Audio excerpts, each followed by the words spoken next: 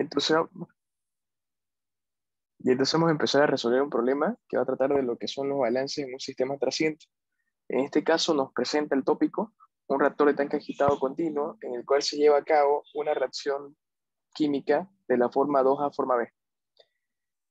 Contamos con los siguientes datos, nos dice cuál es la cinética de la reacción, en este caso es una reacción elemental, nos dice cómo va a estar definida la cantidad de calor que transfiere con la camisa, a qué va a ser igual el flujo de salida, en función de la altura del tanque o de la altura del volumen del tanque, y nos da algunos datos numéricos como ser las propiedades del sistema, las propiedades del fluido, y la reacción, la velocidad cinética, y también nos da lo que es la entalpía de la reacción.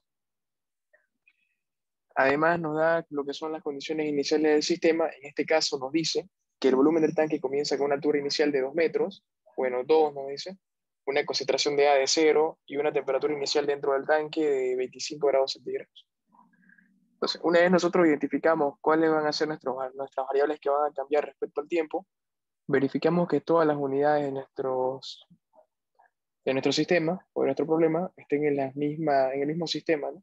Si vamos a trabajar con el sistema internacional, todas deben estar con el sistema internacional. Si vamos a trabajar con el sistema inglés, todas con el sistema inglés. En este caso teníamos el error, bueno, teníamos la diferencia de que aquí, por ejemplo, nos daban unidades de tiempo de horas, minutos y segundos. Entonces lo que se hizo fue transformar todo a una misma unidad de tiempo, que en este caso iban a ser minutos. Una vez nosotros identificamos cuáles van a ser los balances que vamos a realizar o en torno a cuáles variables, el primer paso es definir las consideraciones que vamos a tomar para poder resolver el problema. Consideraciones o también denominadas hipótesis. Ya. En este caso, las hipótesis que podemos tomar o que el problema en sí nos brinda son las siguientes, ¿no? Como nos está diciendo que el calor de la camisa varía de la siguiente forma, y fíjense, nos dice que la temperatura de pared tiene un valor fijo, quiere decir que una de las hipótesis es que la temperatura TA es constante, o que la temperatura de pared es constante. ¿Qué otra consideración podemos tomar en este problema? Podemos tomar que la mezcla se produce de una manera ideal y que la solución es ideal. ¿Qué más? ¿Qué tipo de sistema estamos trabajando? O sea, ¿vamos a trabajar con un sistema en estado estacionario o un sistema en estado dinámico? Dinámico.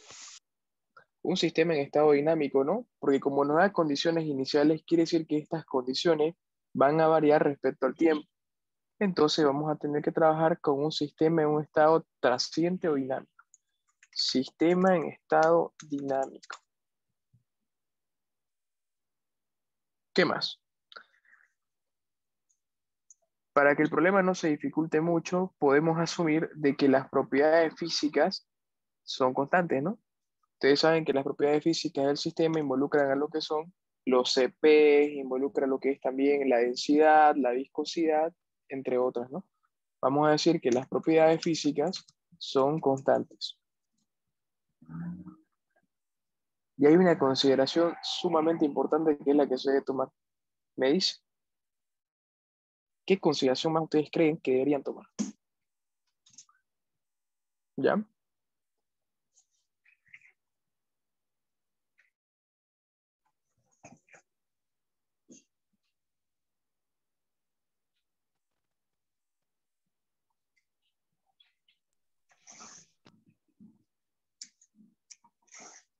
¿Qué consideración?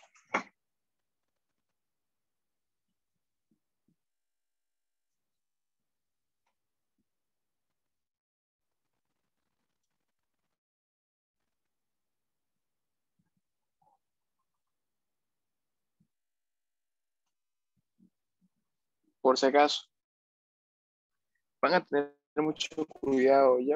En este caso, como es un sistema en estado dinámico, ¿qué pasa con la temperatura dentro del reactor? Como es un sistema en estado dinámico, la temperatura dentro del reactor va a ir cambiando como pasa el tiempo. Y ahora, ustedes saben que si la temperatura va a cambiar, porque es una reacción exotérmica que tiene una camisa, Al cambiar esa temperatura a lo largo del tiempo, tienen que tomar en cuenta que al cambiar la temperatura, cambia la constante de velocidad. Quiere decir que ustedes en realidad no podrían trabajar con una constante o una velocidad específica constante, porque tiene que cambiar respecto a la temperatura que vaya a estar dentro del reactor químico. Es decir, ustedes tendrían que tener esta velocidad o esta constante de velocidad en función a la temperatura. Como tienen un valor constante, entonces una de las consideraciones que estamos obligados a tomar llegaría a ser que la constante de velocidad, K, es constante. ¿No debería ser así? No, porque la temperatura está cambiando. Pero como tenemos un valor fijo, vamos a tener que considerar de que es una constante constante, porque no va a variar en este caso, o si la variación se da, es mínima.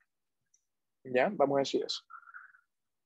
A raíz de todas estas hipótesis, nosotros recién podemos comenzar a hacer el balance. Una recomendación, siempre los balances que se le tiene que venir a la mente son los siguientes. En primera instancia, un balance global. Segunda instancia, un balance para el reactivo base o para el reactivo sobre el cual se va a realizar todo lo que es la conversión. Y por último, si ustedes tienen un sistema de intercambio de energía o si su sistema no es isotérmico, tienen que realizar un balance de energía. ¿Ya? Entonces, recapitulando, un balance global de materia, un balance parcial respecto a algún componente, o en especial o mejor el componente base, y por último, si el sistema no es isotérmico, entonces sería un balance de energía. En este caso, como empecemos a ver por espacios, ¿no? Primero, habíamos dicho un balance global de materia. Entonces vamos a comenzar con los balances. Primera instancia, un balance global.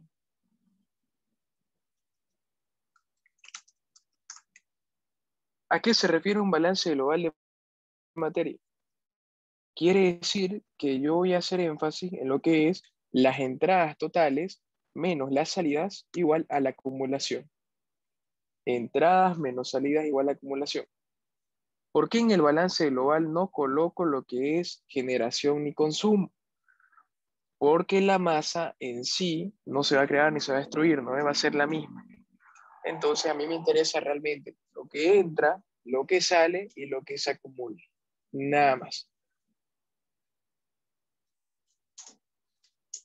Entonces, vamos a empezar con la entrada. ¿Qué cantidad de masa está entrando a nuestro sistema?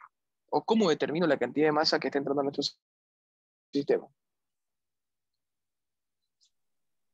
Con el flujo de entrada. Con el flujo de entrada, ¿no? Pero ese flujo, ¿qué tipo de flujo es? ¿Será que es flujo másico o flujo El flujo volumétrico? volumétrico. Se multiplica por la densidad. Flujo. Eso. Entonces, si yo quiero saber la cantidad de masa que está entrando, va a ser igual al flujo volumétrico que está entrando, flujo de entrada, por la densidad de ese flujo. Densidad de entrada. Menos la cantidad de masa que está saliendo, en este caso llegaría a ser el flujo de salida por la densidad de salida. Densidad de salida. Y finalmente, ¿qué cantidad de masa se está acumulando? Yo aquí les recomiendo algo. Estamos hablando de la cantidad de masa, ¿no? Entonces vamos a decir que la cantidad de masa que va a variar respecto a un tiempo t. ¿Ya? Directamente, ¿no? Vamos a hablar sobre la cantidad de masa que va a cambiar respecto a un tiempo. Entonces, vamos trabajando. Si yo quisiera calcular la cantidad de masa que se acumula dentro del reactor, ¿a qué va a ser igual esa masa dentro del reactor?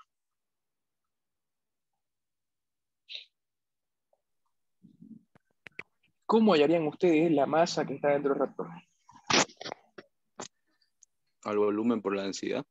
Bueno, Eso, ¿no? a ver. Como estamos viendo, el reactor tiene un cuerpo geométrico fijo.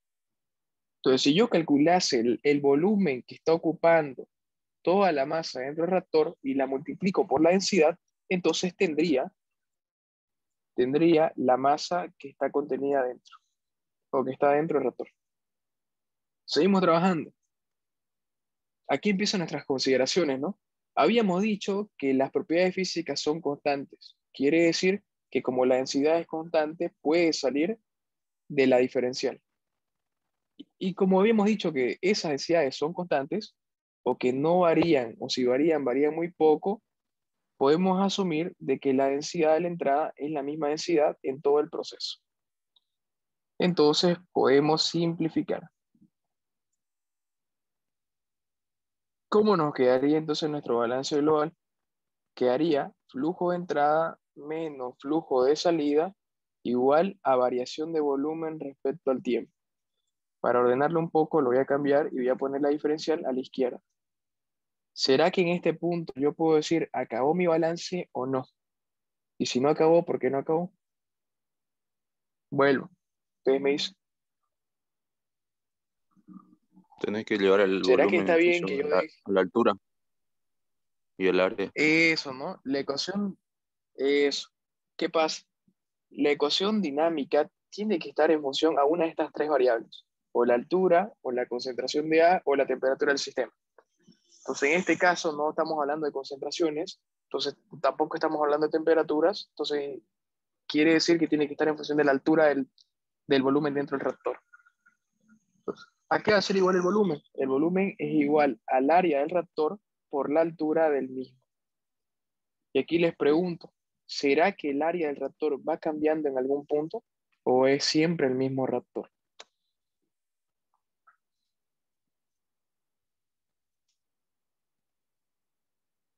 Por si acaso, cuando hablamos del área de ahorita, estamos hablando del área de la base o estamos haciendo referencia al área de la base.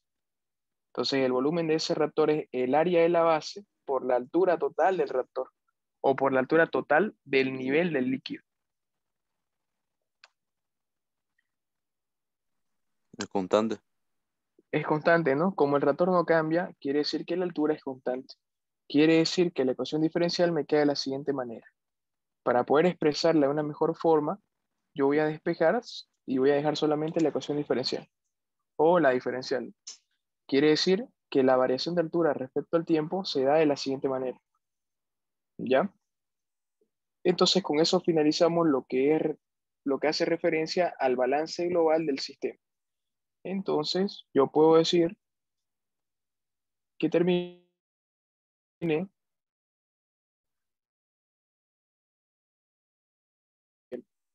listo, tiqueo, ¿no? Balance global del sistema, listo. Entonces, paso al siguiente. Entonces, volvemos a ingresar y terminamos el problema.